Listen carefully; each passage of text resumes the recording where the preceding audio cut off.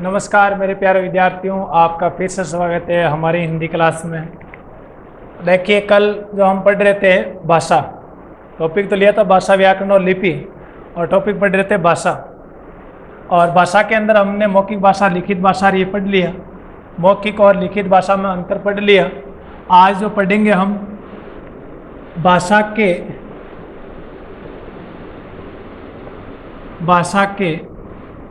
अंग, भाषा के क्या पढ़ेंगे? अंग पढ़ेंगे। आप सोचेंगे कि ये कौन सा लफड़ा आ गया भाई, भाषा के प्रकार पढ़ लिए, रूप पढ़ लिए उसके बारे में, लेकिन ये जो है भाषा के अंग और क्या हो गए। तो अंगों के बारे में बताऊंगा। जैसे अपना मनुष्य का जो शरीर होता है, और शरीर बनने के लिए देखो, शरीर बना है तो विभिन्न अंगों के द्वारा बना है। जैसे इसमें हाथ भी है, अंगुलियां भी है, आँख भी है, नाक भी है, कान भी है, बाल भी, ये सारे के सारे क्या हो गए? अंग हो गए। और इन अंगों को मिलाकर एक आदमी का जो पुतला है वो तैयार किया गया। तो आप बताओ, ऐसे ही भाषा को तैयार करेंगे। मान लो भाषा अपनी थी कि भाई मान राजीव क्रिकेट खेल रहा है। अपना विचार था मन के अंदर कि राजीव क्रिकेट खेल रहा है, ये बात किसी को बताए। किसी ने पूछा होगा शायद राजीव क्या कर रहा है, तो अपने मन में विचार आया कि राजीव तो क्या कर रहा है? क्रिकेट खेल रहा है। तो ये चीज़ जो है भाषा है। ये क्या हो गई? भाषा तो ही है। अब बताओ, ये भाषा जो है पूरी की पूरी बनी किससे? इसमें देखो रे, फिर यहाँ आ की मात्रा है। तो ऐसे छोटी छोटी चीज़ों को मिलाकर ये भाषा बनी है। पहले तो वर्ण से मिलाकर बना शब्द, शब्द से मिलाकर बना वाक्य, और वाक्य से मिलाकर बना पूरा एक बड़ा, जो अपन पूरा सार से देते हैं ना, बहुत बड़ा, तो वो पूरा पाठ जिसको बोलते हैं। तो बताओ, इनको जो बनाने के लिए किन किन चीज़ों की, किन किन अंगों की आवश्यकता पड़ेगी, वो अंग यहाँ पर हम पढ़ेंगे। तो देखिए, सबसे पहला तो बताओ, इस भाषा के मुख्यतः कितने अंग होते हैं? आप कितने अंग बताएंगे? भाषा के मुख्यतः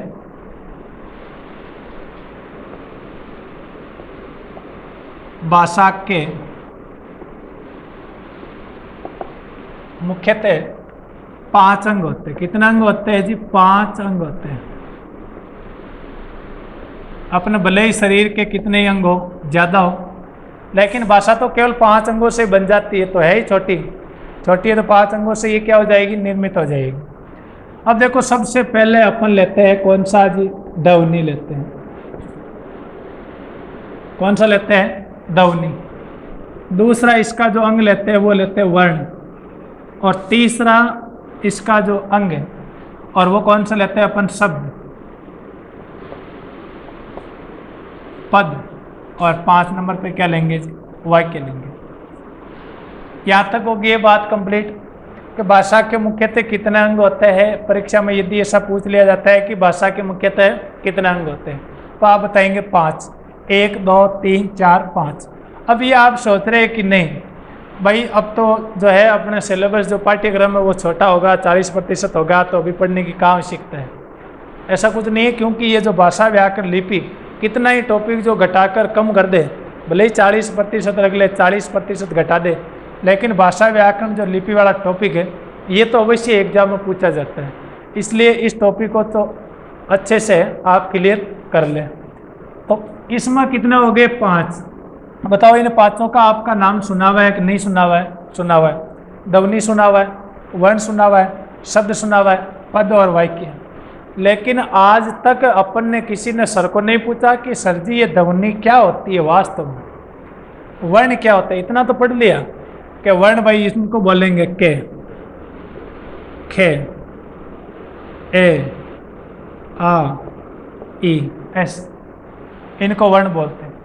लेकिन ये पता नहीं है कि वर्ण आखिरकार होता है क्या, वर्ण की परिभाषा क्या होती है, ये अपन को पता नहीं है। ध्वनि और वर्ण में क्या अंतर है, ये भी पता नहीं है।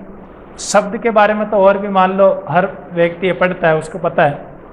पद के बारे में भी मान लो पढ़ता है, उसको पता है। वाक्य में भी क्या होता है, पता है।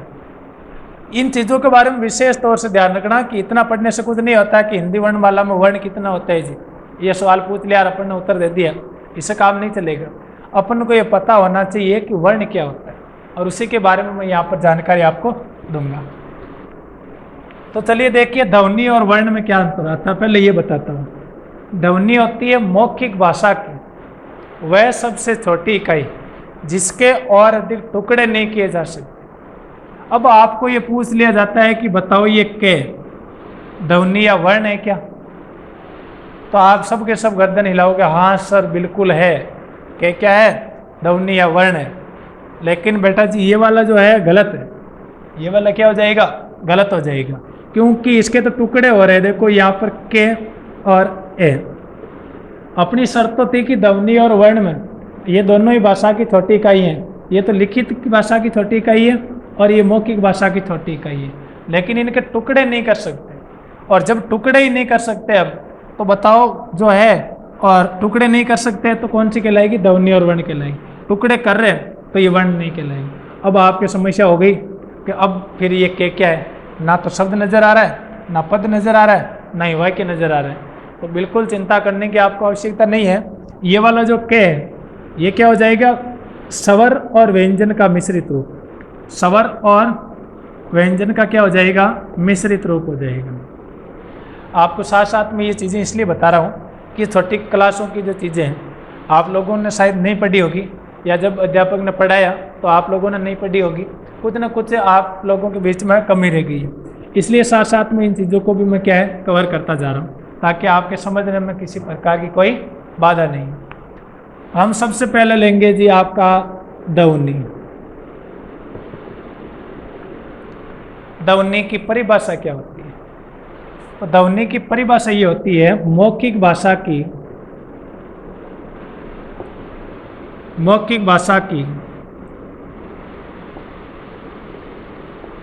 सबसे छोटी इकाई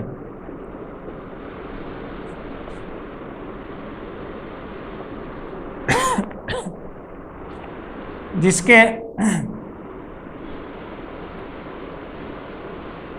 और अधिक टुकड़े नहीं किए जा सकते, टुकड़े नहीं किए जा सकते, उसे ध्वनि कहते हैं। उसे क्या कहते हैं जी, ध्वनि कहते हैं। मौखिक भाषा की सबसे छोटी इकाई जिसके क्या नहीं कर सकते, टुकड़े नहीं कर सकते। अब बताओ जब नाम मौखिक का आ गया तो लिखेंगे क्या, नहीं लिखेंगे, क्योंकि ध्वनि और वर्ण लगभग लगभग दोनों एक चीज होती है। बस ये तो मौखिक अभिव्यक्ति है और ये लिखित अभिव्यक्ति है। इसको लिख देंगे, इसको लिखेंगे नहीं, सीधा बोलेंगे, बोलकर प्रकट करेंगे, है ना, तो मौखिक अभिव्यक्ति होगी। तो बताओ इसका उदाहरण लिखेंगे क्या, नहीं।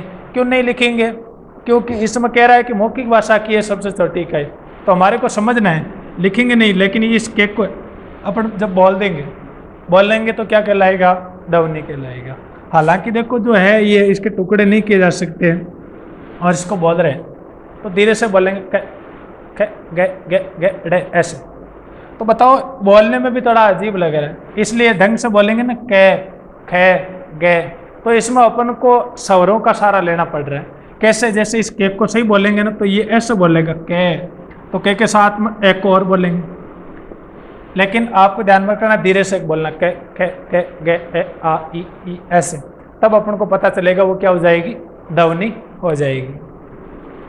चलो ध्वनि का उदाहरण लिखने की जरूरत नहीं है, आप लोग समझ गए होंगे कि ये तो केवल मौखिक भाषा की अभिव्यक्ति है। और दूसरा जो है आपका क्या हो गया जी, वर्ण हो गया। तो जहाँ पर मौखिक लिखा हुआ है यहाँ पर क्या लिख देंगे, लिखित लिख देंगे, बाकी सेम का सेम ही यहाँ पर परिभाषा हो जाएगी, क्योंकि दोनों है ही सेम, बस इसको बोल रहे हैं, इसको लिख रहे हैं। तो लिखने वाली को समझ लेंगे तो बोलने वाली ऑटोमेटिक ही समझ में आ जाएगी।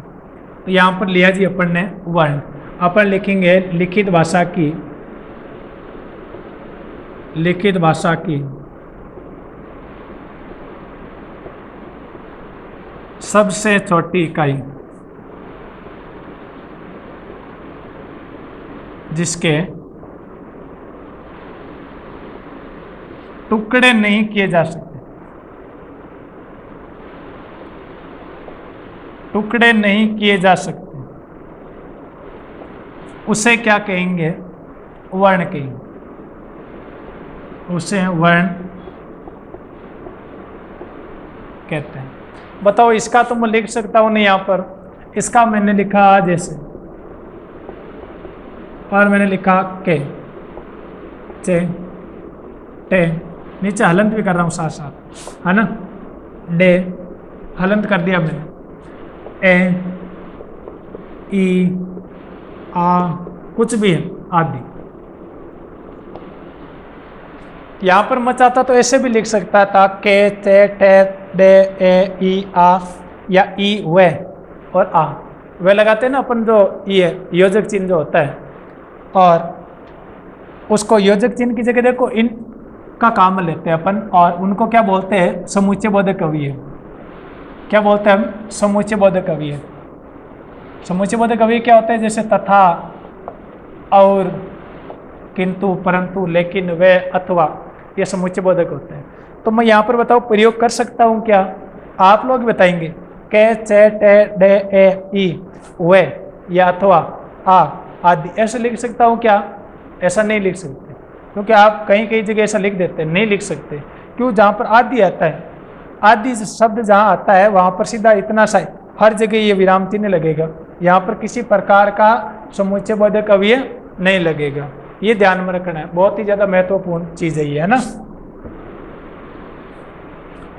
चलो ये हो गया आपका वर्ण। अब बताओ, सबसे पहला आपका सवाल ये है, मैं सवाल पूछ रहा हूँ क्योंकि छोटे छोटे वहां पर सवाल पूछा जाएगा। अब आप बताइए, हिंदी भाषा की सबसे छोटी इकाई कौन सी? क्योंकि अपन सारे लिखेंगे, ऐसा सवाल पूछता है तो आपको देना वर्ण। अलग अलग पूछता है, मौखिक भाषा की सबसे छोटी इकाई ध्वनि, लिखित भाषा की सबसे छोटी इकाई ध्वनि होगी। आगे बात समझ में? तो यहाँ तक तो आपका जो है कंप्लीट हो गया, आप आराम से इसको उतार सकते हैं ना। मिटा दूं? चलो मिटा देता हूँ। ध्वनि वर्ण पढ़ा आप लोगों के शायद समझ में आया होगा, मेरे हिसाब से समझ में आया होगा, क्योंकि जो क्लास ले रहा है और उसके तो आसानी से समझ में आएगी। जो क्लास ही नहीं ले रहा है और बोल रहा है सर मुकेश जी पढ़ा रहे समझ में नहीं आ रहा, बिल्कुल नहीं आएगा। क्यों नहीं आएगा? क्योंकि वो क्लास ही नहीं ले रहा है तो समझ में कैसा आएगा, है ना। किसी की नहीं आती बिना क्लास लिए। चलो हम तीसरा जो लेते हैं शब्द, तीसरा कौन सा लेते हैं जी? हम लेते हैं शब्द। ध्वनि पढ़ लिया, वर्ण पढ़ लिया, अब वर्णों को मिलाकर क्या बनेगा? शब्द। क्या यदि आपको कोई परिभाषा बताए कि वर्णों के समूह को शब्द कहते हैं, क्या सही है क्या? बिल्कुल सही नहीं है, क्योंकि ये गलत है। आपको वहाँ पर लिखना पड़ेगा। देखो ऐसे कोई भी चीज़ हो, जैसे मैंने लिखा जय मट, जमट लिख दिया। अब इस जमट का शायद कोई अर्थ ही नहीं है, और जब इसका अर्थ ही नहीं होगा तो शब्द नहीं है, क्योंकि शब्द का जब तक अर्थ नहीं निकलेगा वो शब्द नहीं कहलाएगा, है ना। अर्थ निकलना जरूरी है। तो हम इसकी जो परिभाषा कैसे लिखेंगे? वर्णों का ऐसा सार्थक समूह है और जिसका क्या निकलता हो, कोई ना कोई अर्थ निकलता हो। अर्थ निकलना चाहिए, जब तक अर्थ नहीं निकलेगा तब तक क्या नहीं कहलाएगा? शब्द नहीं कहलाएगा। इसलिए आप लोग गलत परिभाषा कभी भी नहीं लिखेंगे। कंपटीशन एग्जाम में यही पूछा जाता है ना। ये ऊपर दे दिया कि वर्णों के समूह को क्या कहते हैं, और वो भी होशियार होते हैं, क्योंकि आपको पता हो तो कोई सी भी परीक्षाएं जो होती है वो किसी को पास करने के लिए नहीं ली जाती है, वो उसको फेल करने के लिए ली जाती है। प्रतियोगी परीक्षाएं जो होती है, ताकि ज़्यादा से ज़्यादा है छटनी की जा सके। अब वहाँ पर परीक्षा में कैसे सवाल पूछता है?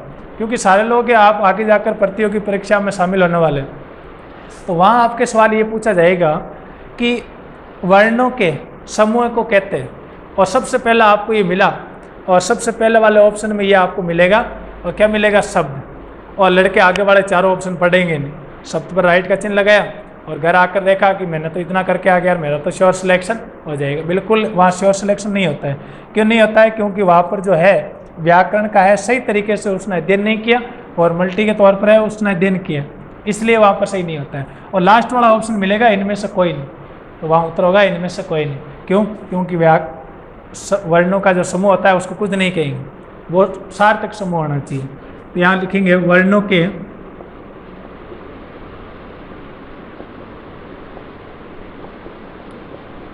सार्थक समूह को या वर्णों का सार्थक समूह है जिसका कोई अर्थ निकलता हो, उसे क्या कहेंगे? शब्द कहते हैं, उसे शब्द। अब देखो मैंने दो चीज़ एक साथ लिखी है, क्योंकि कोई सी भी चीज़ जब किसी चीज़ को गलत करके हम सही करते हैं ना, वो चीज़ हमेशा ज़्यादा याद रहती है। लेकिन सीधा सीधा सही को लिखते जाएंगे तो वो हमको कम याद होती है। तो मैंने लिखा है, देखो, वर्णों का सार्थक समूह है जिसका कोई अर्थ निकलता हो, उसे क्या कहते हैं? शब्द कहते हैं। बताओ, यहाँ पर भी सार्थक लिख दिया, अर्थ सहित। बताओ, जब अर्थ सहित लिख दिया तो मैं केवल इतनी सी परिभाषा लिख सकता था ना, वर्णों के सार्थक समूह को शब्द कहते हैं। ये चीज़ लिखने की कहाँ आवश्यकता पड़ी? कोई अर्थ निकलता हो, तो ये चीज़ साथ में लिख रहा हूँ तो इसको हटाना पड़ेगा, या इसको रखना चाहते हैं तो इसको हटाना पड़ेगा। वाक्य शुद्धि के ये जो नियम है, उन नियमों को भी साथ साथ में आपको ध्यान में रखना है। कक्षा 10 वालों के लिए इंपॉर्टेंट है वाक्य शुद्धि, है ना। तो जो कक्षा 10 के विद्यार्थी इसको देख रहे हैं तो वो ध्यान में रखेंगे विशेष तौर से कि जहाँ पर सार्थक आ गया ना, तो यहाँ पर ये वाली चीज़ हटेगी, क्योंकि इन दोनों का अर्थ एक ही है। सार्थक का मतलब अर्थ सहित, और इसमें भी लिखा हुआ है कि जिसका अर्थ निकले, इसलिए अपन ऐसा लिखेंगे, वर्णों का ऐसा समूह, वर्णों का ऐसा समूह है जिसका क्या निकलता हो? अर्थ निकलता हो, उसे क्या कहेंगे? हम शब्द कहते हैं। देख लेते हैं वर्णों का कैसा समूह है, देखे शब्द बनता है कि नहीं बनता है।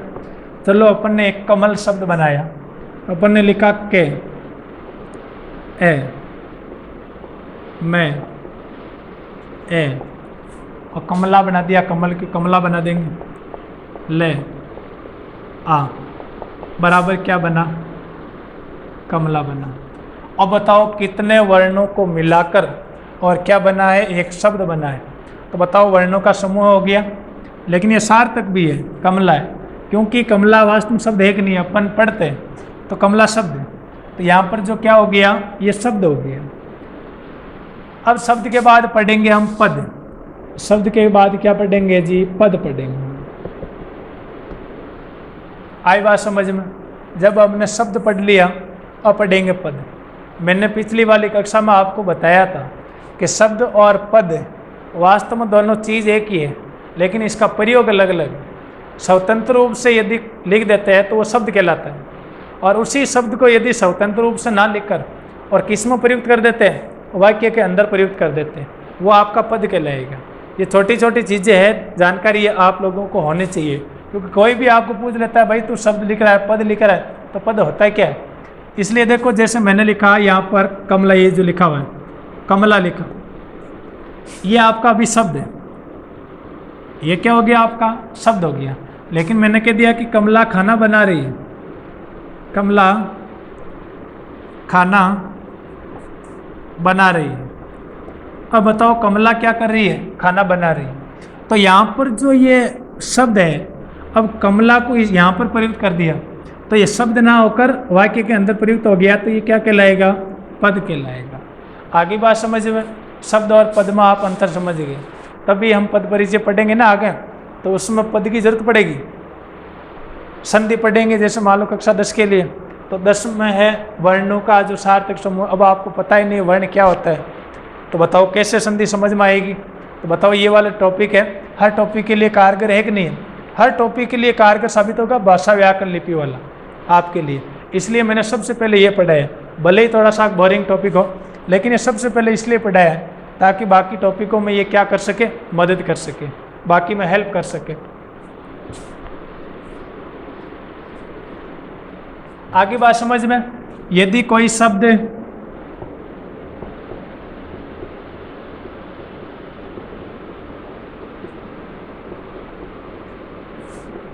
स्वतंत्र रूप से प्रयुक्त न होकर वाक्य के अंदर प्रयुक्त होता है, वाक्य के अंदर प्रयुक्त होता है, उसे क्या कहा जाता है भाई? पद कहा जाता है, उसे पद कहते हैं। यदि कोई शब्द स्वतंत्र रूप से प्रयुक्त ना होकर और किस में प्रयुक्त होता है, वाक्य में। देखो शब्द जो है से शुरू हो रहा है, हो रहा है कि नहीं हो रहा है? से। मान लो एक ये से ले लो, ये से ले लो, से शुरू हो रहा है, तो मैंने लिख दिया से। और पद जो है पे से शुरू हो रहा है, तो से का मतलब अपन लेंगे स्वतंत्र, ये तो स्वतंत्र है शब्द तो। और पद जो है यहाँ लेंगे परतंत्र। अब बताओ दोनों का जो पहला शब्द है, पहला जो वर्ण है, ये भी मिल रहा है, इससे भी पहचान लेंगे कि पद है परतंत्र है, क्योंकि वाक्य में लिखेंगे तो दूसरे का दिन ही तो कार्य कर रहा है। शब्द है बेचारा स्वतंत्र है, उसके किसी प्रकार कोई तकलीफ नहीं है। शब्द हो गया। इसी कमला को लिखेंगे, मैं यहाँ पर लिखूंगा कमला ने खाना बनाया। मैंने वाक्य थोड़ा चेंज करके इसलिए लिखा, कमला ने क्यों लगे, क्योंकि कारक चिन्हों का यदि प्रयोग कर देते हैं उन शब्दों के साथ तो पूरा का पूरा ही पद में ही आता है। ये हुआ पद नंबर 1, ये हुआ पद नंबर 2 और ये हुआ आपका पद नंबर 3। आई बात समझ में? शब्द हो गया ये जो पद, क्योंकि ये कमला देखो यहाँ पर लिखा हुआ है, तो ये तो क्या था शब्द, लेकिन यहाँ पर इसको है वाक्य के अंदर प्रयुक्त कर दिया, तो ये कमला क्या हो गया, पद हो गया। तो ये खाना पद हो गया, ये पद हो गया। ऐसा नहीं कि आप कमला को अलग पद कर रहे हैं, ने को अलग पद कर रहे हैं, खाना को अलग कर रहे हैं। कारक चिन्ह यदि प्रयुक्त हो जाता है तो बेचारा अकेला नहीं रहेगा, वो तो उस पर आश्रित रहेगा, उसके साथ ही उसका प्रयोग करेंगे, क्योंकि अकेला जाएगा। छोटा बच्चा बच्चे की तरह प्रयुक्त होता है इसके साथ में ना, ये बड़ा है, ये बच्चे की तरह, तो ये माँ अपने बच्चे को छोड़ कर नहीं जाएगी, साथ में रखेगी हमेशा, है ना। तो चलो यहाँ तक तो आपका कंप्लीट हुआ। ध्वनि हो गया, वर्ण हो गया, शब्द हो गया, पद हो गया, यहाँ तक तो आपका कंप्लीट हो गया। अब आगे देखेंगे हम कौन सा वाक्य, तो आप लोगों ने लिख लिया होगा ना, बाद में रोक रोक के वीडियो के आसानी से आप तो लिख सकते हैं, क्योंकि लाइव क्लास तो चल रही नहीं है। आप वीडियो को आसानी से रोक रोक के अच्छे से आपके नोट्स है वो तैयार कर सकते हैं। तो ऐसा तो है नहीं भाई सर जी आप रुको हम लिख रहे, ऐसी बात तो यहाँ पर कोई है ही नहीं। मिटा देता हूँ।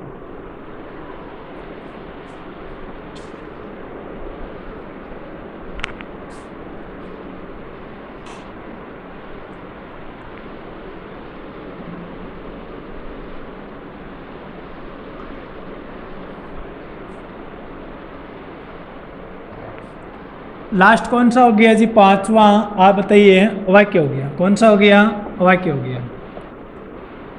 अब बताओ, वर्ण पढ़ा, ध्वनि पढ़ी, शब्द पढ़ा, पद पढ़ा, लास्ट कौन सा हो गया, वाक्य हो गया।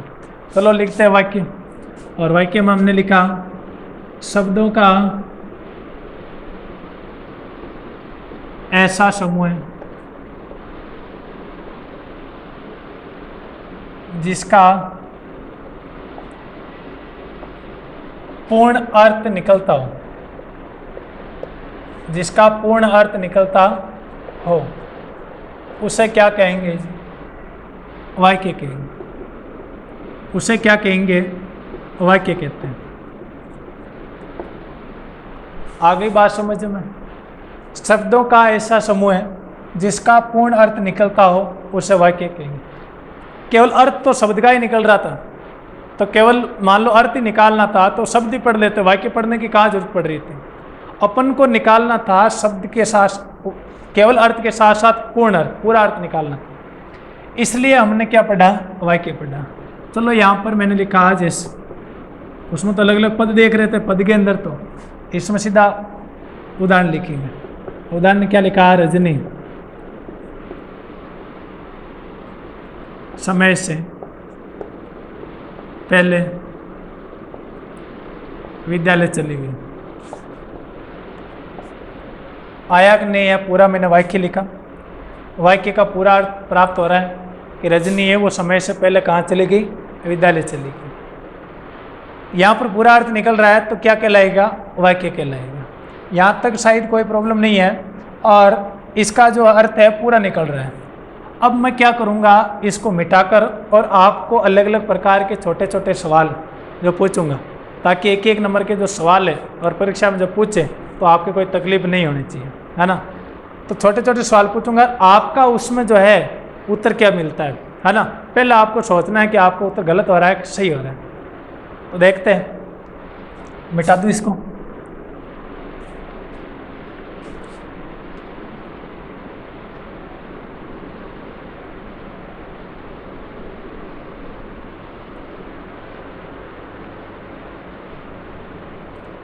चलो यहाँ लेते हैं अभ्यास प्रश्न, क्योंकि जब तक अभ्यास प्रैक्टिस नहीं करते और बिना अभ्यास के अपन एग्जाम में सवालों को सही नहीं कर पाते, क्योंकि जब अपन को पता ही नहीं चलेगा कि परीक्षा में सवाल कैसे पूछा जाता है। पढ़ने का ध्यान रख रहे केवल, क्या गुरुजी पढ़ा रहे और शिष्य लगातार किताब में लगा हुआ है, पढ़ता जा रहा है, कुछ समझ में नहीं आया।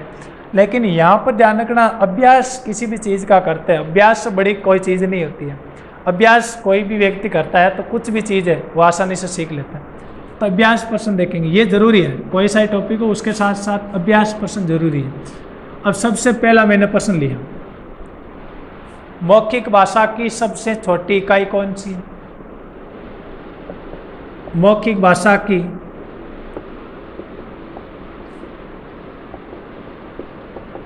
सबसे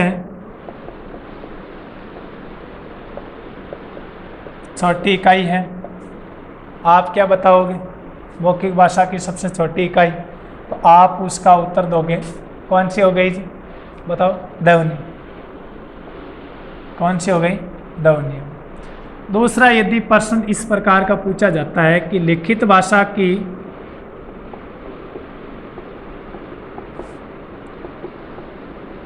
सबसे छोटी इकाई है, आप क्या बताओगे जी? वर्ण बताओगे। क्या बताओगे? वर्ण। यहाँ तक तो आपके कोई तकलीफ नहीं है, लेकिन तकलीफ अब आगे आने वाली है, क्योंकि तकलीफ आगे आती है। पहले कार्य शुरू करते हैं तो ज़्यादा तकलीफ, बाद में धीरे धीरे जैसे जैसे अपन आगे बढ़ते जाते हैं, उन्नति करते जाते हैं, जैसे जैसे ही अपनी जो है मुश्किलें बढ़ती जाती हैं। तो यहाँ पर देखो इतनी चीज़ तो आ गई, लेकिन मैं यदि आपको सवाल पूछा अर्थ की दृष्टि से, अर्थ की दृष्टि से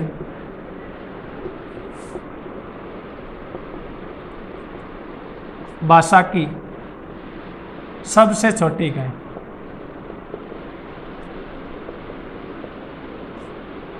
सबसे क्या हो गया? छोटी इकाई हो गया। तो लो यहाँ पर अपन ने ये देखा कि भाषा की जो सबसे छोटी इकाई, और कैसे अर्थ की दृष्टि से भाषा की क्या हो गई? सबसे छोटी इकाई। तो देखिए आप बताओ, जब हमने छोटी इकाइयों में पढ़ा था ये के वर्ण और जिसके टुकड़े नहीं हो रहे थे, भाषा की तो छोटी इकाई हो गई, लेकिन प्रश्न में अगला कह रहा है कि अर्थ की दृष्टि से, अर्थ भी निकलना चाहिए, अर्थ निकलना चाहिए, अर्थ की दृष्टि से भाषा की छोटी इकाई। तो आप बताओ शब्द से छोटी तो क्या हो सकती है? शब्द से छोटा का तो अर्थ ही नहीं निकल रहा है, शब्द से छोटी इकाई यही थी। तो बताओ शब्द का अर्थ निकलता है, शब्द का क्या निकलता है? अर्थ निकलता है। तो वो भाषा की छोटी इकाई हो जाएगी आपका शब्द। क्या हो जाएगी? शब्द हो जाएगी। ठीक है, यहाँ तक हुआ आपका। चौथा प्रश्न, यदि ऐसा पूछे पूर्ण अर्थ की दृष्टि से भाषा की सबसे छोटी इकाई, पूर्ण अर्थ की दृष्टि से भाषा की सबसे छोटी इकाई कौन सी हो गई? पूर्ण अर्थ की दृष्टि से भाषा की सबसे छोटी इकाई। तो आप बताओ, शब्द का तो केवल अर्थ ही निकलता है, लेकिन अगला प्रश्न में कह रहा है कि पूर्ण अर्थ की दृष्टि से भाषा की सबसे छोटी इकाई। तो आप उत्तर क्या देंगे भाई? आप उत्तर देंगे वाक्य। क्या देंगे? वाक्य देंगे। आई बात समझ में? ये चार प्रश्न अलग अलग तरीके से घुमा फिराकर प्रश्न पूछ लिए जाते हैं।